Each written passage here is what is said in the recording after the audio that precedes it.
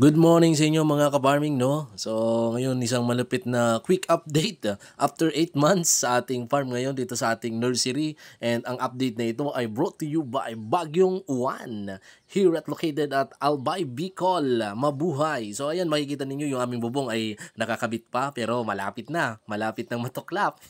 And then as you can see, malapit nang magsitanggalan yung mga bamboo split na linagay namin, pero ayan, kinakaya pa dahil sa sobrang lakas nga ng hangin ng Bagyong Juan, kasi dito sa amin, sa lugar namin is buwelong-buwelo. Ayan, makikita nyo yung puno ng nyog at yung UV film talagang kumukuyab-kuyab. Ayan, kasi buwelo talaga yung hangin dito sa amin. Malapit kasi kami sa palayan. Wala masyadong bundok, wala masyadong mga kahoy-kahoy na makakasalag ng hangin. Kaya yun, buwelong-buwelo. At as you can see is nakatayo pa yung ating nursery. At siguro mga bandang alas 7 ito ng umaga, kasi yung bagyo ay lumakas nung mga bandang alas 10 ng umaga hanggang hapon. At ayan, no, makikita ninyo, natuklap na yung plastic. At siguro around 2 years ago na mula nung binuo namin ito. Pero siguro lampas pa sa 2 years ago. Yan, no. So, isang quick update hanggang yan, no, makikita ninyo.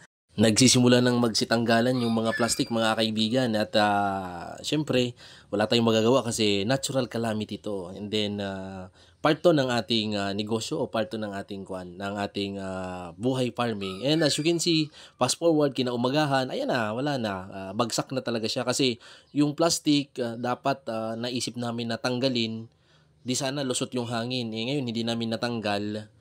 Yun nga, bumagsak, nag-bar down na yung mga poste niya, kasi nga nabubulok na, kasi mga bamboo lang yung aming materyales. Pero yung mga seedlings natin, okay pa naman, at may di-deliver naman natin yan sa mga nag-order na farmers.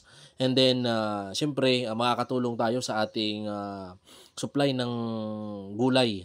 At syempre, makakatulong din tayo sa income ng mga farmers, because siyempre sasapulin nila yung pinakamataas na presyo ng gulay. Ayan, kung makikita ninyo, talagang bagsak na bagsak. So, sa negosyo, hindi laging panalo. Ano? So, siyempre may tabla rin, may talo, pero tuloy lang tayo.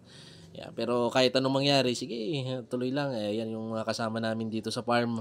Yan ko yung ginagawa nito. And kain tayo ng tinapay, bumagsak na nga yung nursery, gutom pa, and syempre okay pa rin tayo, okay na okay. So maraming salamat sa panonood mga kaibigan. After 8 months kami nakapag-upload ulit, and update ko kayo sa aming pagre-repair ng seedlings.